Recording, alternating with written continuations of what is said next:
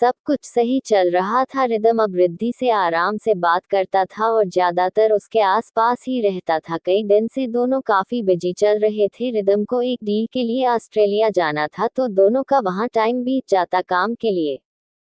Rhythm Riddhi आज Australia जा रहे थे मीटिंग्स के लिए। ये बात जब घर में पता लगी तो कुछ लोग तो खुश हुए पर कुछ लोग मुंह बनाने लगे। सबसे ज्यादा तो नीता चाची मुंह बना रही थी, पर दादी और माँ दोनों बहुत खुश थी। इस बहाने काम से कम रिदम और रिद्धि नजदीक तो आएंगे, इसी बहाने उनके बीच की नजदीकियां तो बढ़ेंगी और साथ ही साथ उनके जाने के बाद उस ईशान का भी पता लगाने की कोशिश करेंगे जिसने सहनाया को उस दिन शादी वाले दिन वो बातें करी थी। रिद्धि आज जल्दी उठकर पूजा करके दादी और बाकी लोगों को आरती दे रही थी। आज उसने ग्रीन कलर की साड़ी पहनी हुई थी जिसमें वो बेहद प्यारी लग रही थी। सबको आरती देने के बाद रिद्धि दादी को लेके लॉन में आ गई। बाकी लोग अंदर थे। दादी रिद्धि से बोली, बेटा हम जानते हैं अब रिदम आपके साथ नॉर्मल हो रहा है, वो अब आपके साथ ठीक से बर्ताव भी करता है और आज आप दोनों साथ में ऑस्ट्रेलिया जा रहे हो तो बेटा हम आपसे बस यही कहेंगे कि आप ऑस्ट्रेलिया से अलग अलग नहीं एक होकर लौटे और जो रिदम अभी आपसे दूर है वहां जाकर आपके नजदीक आ जाए हमेशा के लिए। बेटा घर के सभी लोगों की यही इच्छा है कि आप और रिदम जीवन भर के लिए एक हो जाए, तो आप हम सब की इच्छा का मान रखना और कोशिश करना रिदम को अपना बनाने की। रिद्धि दादी की बातों को गर्दन झुका कर सुन रही थी। दादी की बातों का मतलब वो अच्छे से समझ रही थी, उसे बस गर्दन हिलाकर हाँ कहा। दादी फिर से बोली, बेटा ये कितने दिन का काम है आप दोनों का वहाँ? रिद्धि हल्के से मुस्कुराकर बोली, दादी ये तो नहीं जानती मैं, बस सर ने बोला था कि कम से कम 10 दिन के लिए कपड़े पैक कर लेना, तो उस हिसाब से वो ही बता पाएंगे। दादी रिद्धि का जवाब सुनकर बोली, कोई बात नहीं बेटा, जितने भी दिन हो बस तुम अपना प्यार कम मत होने देना, क्योंकि हम सब जानते हैं आप रिदम को पहले दिन से ही प्यार करती हैं, इसलिए बिना डरे अपने प्यार को अपना बनाने की राह पे आगे बढ़ना। और यहाँ सहनाया को हम सब मिलकर मजा चखाएंगे। दादी की बात पे रिद्धि खुलकर मुस्कुरा दी। दादी और रिद्धि दोनों अंदर आ चुकी थी। रिदम रिद्धि को खोजता हुआ नीचे आया और थोड़ा गुस्से में आकर बोला, गप्पे लड़ाना खत्म हो गया हो तो जाने की तैयारी करें, हम लोगों की 1 घंटे में फ्लाइट है। रिद्धि थोड़ा घबरा कर नजर झुका कर बोली, सॉरी सर मैं आ ही रही थी। रिदम रिद्धि का कोई भी जवाब सुने बिना उसका हाथ पकड़ा के ले गया ऊपर और रूम में आकर सारे सामान को चेक करने लगा। दोनों सारे सामान को चेक करने के बाद रेडी हो चुके थे। दोनों अपने अपने सामान को देखकर नीचे आ गए और सामान के लिए सर्वेंट को बोलकर रिदम और रिद्धि वापस दादी के रूम में आए और उनका आशीर्वाद लेकर बोले, जल्दी मिलेंगे दादी। दादी ने भी दोनों को खिले मन से आशीर्वाद दिया। 1 घंटे बाद दोनों एयरपोर्ट के लिए निकल गए। एयरपोर्ट पे कुछ फॉर्मेलिटी के बाद दोनों आगे बढ़ गए। बिजनेस क्लास शीट होने की वजह से रिदम ने रिद्धि को आराम करने का बोलकर खुद अपना लैपटॉप लेके लास्ट पीपीटी चेक करने लगा। इंडिया से ऑस्ट्रेलिया के लंबे सफर को तय करके फ्लाइट अपने नियत समय से सिडनी एयरपोर्ट पे पहुंची। वहां रिदम के कॉन्ट्रैक्टर उन दोनों को पिकअप करने आए थे। रिदम और रिद्धि सीधा होटल के रूम में आए। रिदम ने रिद्धि से बोला कि वो पहले फ्रेश होकर आता है, तुम बाद में जाना। रिद्धि थके मन से हाँ बोलकर वहीं बैठकर रिदम के बाहर आने का इंतजार करने लगी। रिदम के फ्रेश होने के बाद रिद्धि भी फ्रेश होकर एक चुकी थी। नहाने के बाद दोनों की थकान दूर हो चुकी थी। थोड़ी देर बाद दोनों को एक मीटिंग के लिए एक ऑफिस में जाना पड़ा। दोनों उस मीटिंग में जाकर अपनी कंपनी को रिप्रेजेंट कर रहे थे। रिदम अपनी कंपनी के सारे नियम सबको बता रहा था, साथ को रिद्धि सारे फाइल रीड कर रही थी। उन दोनों की मीटिंग काफी लंबी चली। मीटिंग खत्म होते होते रात के 11 बज चुके थे। मीटिंग के बाद दोनों अपने होटल के निकल गए थे। रास्ते में गाड़ी में बैठे बैठे रिद्धि को नींद आ गई थी। रिद्धि ने निदों में अपनी गर्दन रिदम के कंधे पे रख दी। रिदम हल्के से उसे देख मुस्कुराया और मन ही मन बोला, इस लड़की में जान बिल्कुल नहीं है पर काम अपने शरीर से ज्यादा करती है, तभी अब तक कर लुढ़क गई। रिदम को आज रिद्धि बहुत मासूम लग रही थी। आज वो उसे कहीं से भी गलत नहीं लग रही थी। रिदम रिद्धि के चेहरे को गौर से देखने लगा और देखते देखते कब उसने रिद्धि के माथे पे किस कर लिया पता ही नहीं चला। थोड़ी देर बाद उनका होटल आ गया था। रिदम ने रिद्धि को जगाए बिना उसको अपनी बाहों में उठाया और उसे लेके अपने रूम में आ गया। रूम में आते ही रिदम ने रिद्धि को बहुत आराम से बेड पे लिटा दिया और उसको लिटाकर खुद चेंज करने चला गया। सुबह के 4 बजे के आसपास रिद्धि की नींद खुली। उसने अपनी भरी पलकों को हल्के हल्के से ऊपर उठाया और खुद को देखने लगी कि आखिर वो है कहाँ। रिद्धि अभी उठने की कोशिश करने लगी, तभी उसको कुछ भारी भारी सा महसूस हुआ। उसने नजरें ऊपर की तो देखा रिदम ने अपनी मजबूत बाहें रिद्धि की कमर के चारों तरफ लपेटी हुई थी। रिद्धि ने रिदम को देखा और निदों में सोते हुए रिदम के चेहरे को देख रिद्धि के चेहरे पे स्माइल आ गई। आज पहली बार था जब रिद्धि रिदम को इतने नजदीक से इतने आराम से देख रही थी। रिद्धि गौर से रिदम को देखने लगी। रिदम को देख आज उसका मन हुआ कि वो उसके माथे को छूकर देखे, आखिर ये इतना गर्म क्यों रहता है। Tears of Joy, tears of Joy. Riddhi ने हल्के से अपने हाथ ऊपर बढ़ाए और रिदम के माथे पे आ रही लतों को पीछे करने लगी। रिद्धि को अचानक शरारत सूझी। उसने सोते हुए रिदम के गुलाबी लिप्स देखे और उनको किस करने का सोचा। Fearful face smile. रिद्धि धीरे धीरे रिदम के चेहरे पे बढ़ने लगी। वो अपने लिप्स रिदम के होठों के ऊपर रखकर वापस से पीछे होने को हुई कि रिदम ने बंद आंखों से ही कहा, बंद आंखों से क्या किस कर रही हो? हिम्मत दिखानी है तो अब दिखाओ। रिद्धि रिदम को देख धीरे से बोली, तुम आप जग रहे थे। रिदम ने आंखें खोलकर रिद्धि को खुद के और करीब करके कहा, जब चेहरे पे आकर इतनी गर्म गर्म सांसें लोगी तो किसी की भी नींद खुल ही जाएगी। Tears of Joy, tears of Joy. Rhythm की बातों से रिद्धि के गालों पे शर्म की लाली छा गई। दो दिल, throwing kisses, throwing kisses. Rhythm ने रिद्धि को काश के अपनी बाहों में दबाया और उसके चेहरे की ओर बढ़ते हुए बोला, रोमांस करना हो तो सोचा नहीं करते।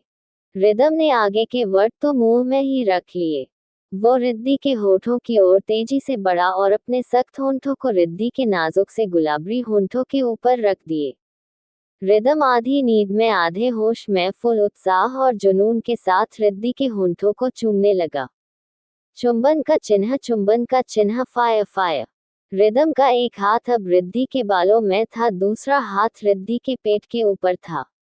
रिदम बहुत बेरहमी से रिद्धि के पेट को मसलने लगा। रिद्धि की सांसें तेज होने लगी। फुल बॉडी में करंट सा फैल रहा था। रिदम अभी भी फुल जोश में रिद्धि के होंठों को चुके जा रहा था। अब रिदम रिद्धि को जोर जोर से किस करने लगा। चुंबन का चिन्ह, चुंबन का चिन्ह, दो दिल, दो दिल। रिदम होठों को छोड़कर रिद्धि के गले पे किस करने लगा। Dot dot. आज रिदम का किस थोड़ा अधिक दबाव के साथ था। रिद्धि की सांसें ऊपर नीचे होने लगी। Dot dot. रिदम उतनी ही स्पीड से किस कर रूस था, कभी गर्दन पे तो कभी सीने पे। सीने से होता हुआ अब रिदम रिद्धि के पेट पे आ गया। पेट पे किस करते ही रिद्धि तड़पने लगी। उसकी हसीन आवाजें निकलने लगी। रिदम का किस अभी भी जारी था। रिदम पूरी एनर्जी से आज रिद्धि को किस कर रहा था। रिद्धि का पेट बहुत ज्यादा गर्म जी गया था। अब रिद्धि जल बिन मीन की भांति तड़पने लगी। रिदम उसकी हालत अच्छे से समझ गया, इसलिए उसने अपने आप को रोक लिया और रिद्धि के करीब जाने से रोक लिया। रिदम ने रिद्धि को फिर से अपनी बाहों में भरा और उसके कान के पास जाकर धीरे से बोला, बहुत जल्द रिद्धि तुमको पूरा हक दूंगा, अभी खुद को संभालो। ऐसा कह के रिदम ने रिद्धि को फिर से अपनी बाहों में सुला लिया। दोनों फिर से एक दूजे में समाकर सो गए। सिडनी की आज की सुबह बहुत अच्छी थी। रिद्धि अभी भी सो रही थी। उसके चेहरे पे इस वक्त गजब का नूर था। रिदम उठा और शावर लेके चला गया। वो शावर लेके ब्रेकफास्ट के लिए फोन करने लगा, तभी रिद्धि की नींद खुल गई। उसने रिदम को देखा और रात वाली सारे बातें याद आ गई। वो शर्म से नजरें झुकाकर चुपचाप उठी और वॉशरूम में चली गई। रिद्धि नहा कर आ चुकी थी। उसने आज लेमन ग्रीन कलर की साड़ी पहनी थी। वो बिना रिदम को देखे नाश्ता करने लगी। रिदम भी नॉर्मल बिहेव कर रहा था, जैसे कोई बात ही ना हुई ही वो आराम से नाश्ता करते करते बोला, रिद्धि आज की मीटिंग्स के बाद इन लोगों ने एक पार्टी ऑर्गेनाइज की है, तो शाम को हम दोनों को इनवाइट किया है, तो काम जल्दी खत्म करके आ जाएंगे। रिद्धि ने बस हाँ कहा और चुपचाप खाना खाने लगी। नाश्ता करने के बाद दोनों अपने अपने कपड़े वापस चेंज करके मीटिंग के लिए निकल गए। आज भी वही बिजनेस मीटिंग जिसका सारा काम आज रिद्धि कर रही थी। सारे प्रोजेक्ट को सब देख रहे थे, सब मीटिंग्स में बातें कर रहे थे, किंतु रिदम के दिमाग में तो रिद्धि ही छाई हुई थी। Fire fire. लगभग 4 बजे के आसपास मीटिंग खत्म हुई। सभी लोग एक दूजे को हैंडशेक करके जा रहे थे। रिद्धि और रिदम एक बार फिर से होटल के उस बड़े से कमरे में आ गए थे। रिदम ने रिद्धि से थोड़ा आराम करने किन रिदम और रिद्धि को यहाँ आए हुए 4 दिन हो गए थे। इन 4 दिनों में लगातार वो लोग मीटिंग्स कर रहे थे, दोनों काम में बिजी रहते थे। 4 दिन की मीटिंग्स के बाद आज रिदम और रिद्धि को एक पार्टी में आने का इनविटेशन मिला था, तो आज दोनों आज उसी के लिए तैयार हो रहे थे। रिदम ने ब्लैक कलर का 3 पीस पहना जिसमें वो बेहद हैंडसम लग रहा था, और रिद्धि ने अपने इंडियन कल्चर को चुना। आज उसने शिफॉन की ब्लैक कलर की साड़ी पहनी जिसने वो बेहद खूबसूरत लग रही थी। दोनों ही आज एक दूजे को टक्कर दे रहे थे। रिद्धि ने आज के लिए सिर्फ गले में मंगलसूत्र पहना था और कानों में बड़े बड़े झुमके पहने थे जिनमें वो बेहद प्यारी लग रही थी। रिदम ने रिद्धि को देखा और उसके पास आकर थोड़ी देर तक उसकी खुशबू को निहारता रहा, फिर बोला, चले। रिद्धि हाँ बोलकर उसके साथ साथ चलने लगी। वैसे तो ये ऑस्ट्रेलिया था, ये सब लोग वेस्टर्न ड्रेस में थे, पर रिद्धि रिदम ने जैसे ही पार्टी हॉल में एंट्री की, सब लोग रिद्धि को देखते रह गए थे। वो इतने सादे से लुक में भी बला की खूबसूरत लग रही थी। रिद्धि ने रिदम के साथ जैसे ही एंटर किया, वहां खड़े सभी लोगों की नजरें रिद्धि के ऊपर जाकर ठहर गई थी। वो आज कहर ढा रही थी, सब लोगों की नजर रिद्धि पे आकर ठहर गई। रिदम को थोड़ा जेलिश फील हो रहा था। फायर। तभी रिदम के कॉन्ट्रैक्टर आए और रिदम रिद्धि दोनों को अंदर ले गए। वहां वो लोग कई लोगों से मिलते रहे, सब लोग आपस में बात कर रहे थे। भी वह रिदम का बहुत पुराना दोस्त और कॉलेज फ्रेंड, वो भी इस पार्टी में आया था। वो भी इंडिया से अपनी कंपनी के लिए आया था, बट उसकी मीटिंग रिदम के बाद हुई थी, पर पार्टी में सब साथ थे। रिदम को मोहित ने पीछे से आकर बोला, हाय ब्रो। रिदम उसको देखकर बोला, हे मोहित। दोनों एक दूजे के गले मिलकर एक दूजे को ग्रीट किया और दोनों अलग अलग बैठकर बातें करने लगी। रिद्धि दोनों के बीच बोर हो रही थी, तभी वो रिदम से बोली, मैं आती हूँ, थोड़ा वॉशरूम जाकर आती हूँ। रिदम ने हाँ बोला और वापस से मोहित से बात करने लगा। मोहित और रिदम काफी देर बात करते रहे, फिर दोनों अपने अपने घर की बातें करने लगे। तभी मोहित रिद्धि की बात करते हुए बोला, लकी हो भाई, बहुत सुंदर भाभी मिली है। लव मैरिज या अरेंज मैरिज? रिदम थोड़ा सोचकर बोला, अरेंज मैरिज। दूसरी तरफ रिद्धि भी वॉशरूम से आकर रिदम की तरफ आने लगी, लेकिन वो अपने पर्स से कुछ निकलने लगी। तभी उसके कानों में रिदम और मोहित की आवाज सुनाई दी। हालांकि मोहित और रिदम दोनों की रिद्धि की तरफ से पीठ हो रखी थी, इसलिए उनको नहीं पता था कि रिद्धि उनके पीछे आ चुकी है। मोहित ने वापस पूछा, चल भाई ये भी बता दे भाभी किसकी पसंद की है। मोहित की बात पे रिदम थोड़ा शरारत से मुस्कुराया और बोला, जबरदस्ती की पसंद की है। जबरदस्ती शब्द सुनकर मोहित बोला, बड़ा अजीब नाम है, लेकिन फिर भी कौन है ये जबरदस्ती है कौन? रिदम उसकी बात पे जोर से हंस दिया था। आज पहली बार था जब रिदम को रिद्धि ने इस तरह खुलकर हंसते देखा था। तभी मोहित बोला, क्या बात है भाई, बहुत हंसी आ रही है। भाभी के नाम से लगता है बहुत प्यार करते हो भाभी से। रिदम बोला, नो ब्रो, वो मेरे टाइप की नहीं है, मेरा लेवल उससे मैच नहीं करता उससे। रिदम ने बेपरवाही से कहा, जिसे सुनकर पीछे खड़ी रिद्धि की आंखों से आंसू बहने शुरू हो गए। रश्ट फेस। मोहित बोला, अच्छा वो तेरे टाइप की नहीं है और तेरा लेवल मैच नहीं करता, तो फिर यहाँ सिडनी में तेरे साथ क्या कर रही है जब तू उससे प्यार ही नहीं करता तो? क्या टाइम पास के लिए लेके आया है उसे यहाँ? रिदम मोहित के सवाल पे गहरी सांस लेते हुए बोला, ऐसा ही समझो ब्रो। फिर कुछ देर मन में सोचकर, अब इसे क्या बताऊं जब मैं खुद नहीं समझ पा रहा कि ये प्यार है या सिर्फ आकर्षण, बट अभी किसी से कुछ बोलने की हालत में नहीं हूँ। थोड़ी देर रुककर मोहित फिर से बोला, अच्छा भाभी करती क्या है ये तो बता दे। वो शादी से पहले मेरी पीए थी और अब भी मेरे पीए ही है और आज भी मेरे साथ मेरी पीए के तौर पे आई है। वो मेरी वाइफ बाद में है, पहले मेरी पीए। रिदम थोड़ा बेचैनी के साथ बोला, पता नहीं क्यों पर आज उसे अच्छा नहीं लग रहा था रिद्धि को पीए कहना। मोहित बोला, अच्छा बेटा तू कहना चाहता है कि तू भाभी से पार नहीं करता बॉस और पीए के रिश्ते से यहाँ आए हो और घर में घर वालों की खुशी के लिए तुम इस रिश्ते को झेल रहे हो। मोहित की बात पर रिदम बोला, बिल्कुल सही समझा भाई। मेरी दादी और मेरी माँ की लाडली बन चुकी है और मेरे छोटे भाई बहनों की जान बांध चुकी है, ये इसलिए मैं इस शादी को झेल रहा हूँ। डॉट डॉट और नहीं झिल्ली तो तलाक लेकर नई शुरुआत कर लूंगा। रिदम ने हंसते हुए कहा, जिस पर मोहित भी हंसकर बोला, भाई की ऐश है पीए हो तो रिदम भाई जैसी। ऑफिस में पीए के साथ रोमांस और बेडरूम में बीबी के साथ रोमांस। मजे ही मजे हैं भाई तेरे तो। मोहित ने रिदम हो छेड़ते हुए कहा। फिर अचानक से मोहित बोला, भाई तेरी ये बात भाभी सुन लेगी तो? रिदम बोला, सुन लेगी तो सुन ले, उसे पता है नहीं करता मैं उसे प्यार, जो सच है उसे पता है, बुरा लगे तो लगे पर सच यही है, वो मेरे लेवल को मैच नहीं करती इसलिए मैं उसे प्यार नहीं करता मोहित से, रिदम ने हंसते हुए कहा। पीछे खड़ी रिद्धि सारी बातें सुन रही थी, उसके लिए रिदम के मुंह से निकली एक एक बात आज उसके कानों कई गर्म गर्म लावा डालने का काम कर रहे थे। वो और देर तक खड़ी न रह रही, उसकी आंखों से आंसू बहने लगे, उसकी रुलाई को वो रोक ना सकी। डॉट डॉट उसके दिमाग में रिदम की कई बातें ही घूम रही थी। वो बार बार वही चीज याद कर रही थी कि रिद्धि उसके लेवल की नहीं है अभी तक, तो रिद्धि को थोड़ी उम्मीद होने लगी कि रिदम उससे प्यार करने लगा है, बस बताता नहीं है और वो इस शादी को भी निभाना चाहता है, इसलिए वो अब धीरे धीरे आगे बढ़ रहा है।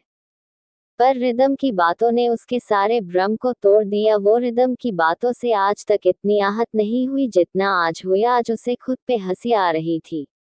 वो कैसे भूल गई कि रिदम ने उसे कभी अपनी वाइफ माना ही नहीं, वो तो 6 महीने तक बस दादी के कहने पे रखने को राजी हुआ। आज रिद्धि को दुख तो बहुत हुआ पर साथ ही साथ उसके मन का बहम दूर हो चुका था। अब उसे वहां एक पल भी रुकना बेमानी लगा। उसने जल्दी से कैब बुक की और जल्दी से कैब में बैठकर अपनी होटल में आ गई। दूसरी तरफ रिदम और मोहित अभी भी अपनी बातों में मशगूल थे। वो दोनों काफी देर तक बातें करते रहे। रिद्धि को गए हुए काफी देर हो चुकी थी, तभी मोहित बोला, भाई काफी देर हो गई, भाभी नहीं आई, कहाँ रह गई? कहीं तेरी नासेंस बातें सुनकर भाग तो नहीं गई? क्योंकि हम सब तो तुझे कॉलेज से ही जानते हैं, तू कितनी बाकबश करता है, तू सच को भी झूठ बता देता है, पर ऐसा ना हो भाभी सुनकर नाराज होकर चली गई हो। रिदम बोला, सुन भी लेगी तो पता है उसे सच जानती है वो कि मैं कभी भी सच बात सीधे मुंह नहीं एक्सेप्ट नहीं करता, बट आज बोलता ही। सच में यार, शादी के टाइम तक मैं यही सोचता था, बट अब फीलिंग्स थोड़ी अलग है तो एक्सप्रेस करना नहीं आता, बट वो सब समझती है। रिदम की बात ले मोहित बोला, भाई अच्छा है, बट तू उनको एक्सपोज करेगा तो वो ज्यादा खुश होंगी। ये अपने एंग्री यंग मैन की छवि से बाहर निकलकर अपने दिल की बात बताना उनको वो बहुत अच्छी लगी मुझे तो। रिदम गहरी सांस लेके बोला, आई थिंक तू ठीक कह रहा है। इतना कह के वो दोनों बोले, यार सच में काफी देर हो गई, ये लड़की सच में कहाँ गई? इतना कह के रिदम ने रिद्धि को फोन लगाया। पहली रिंग पे रिद्धि ने फोन नहीं उठाया। रिदम ने बार बार फोन किया। वो थोड़ा परेशान होने लगा। आखिर रिद्धि अचानक से बिना बताए कहाँ गई, वो भी इस अनजान देश में। रिद्धि फोन नहीं उठा रही थी। रिदम को अब चिंता होने लगी थी। मोहित भी उसके साथ परेशान होने लगा। आगे का भाग बहुत मजेदार होने वाला है और आपके रिदम रिद्धि की दूरी मिटने वाली है, तो नेक्स्ट पार्ट के लिए कमेंट जरूर करें।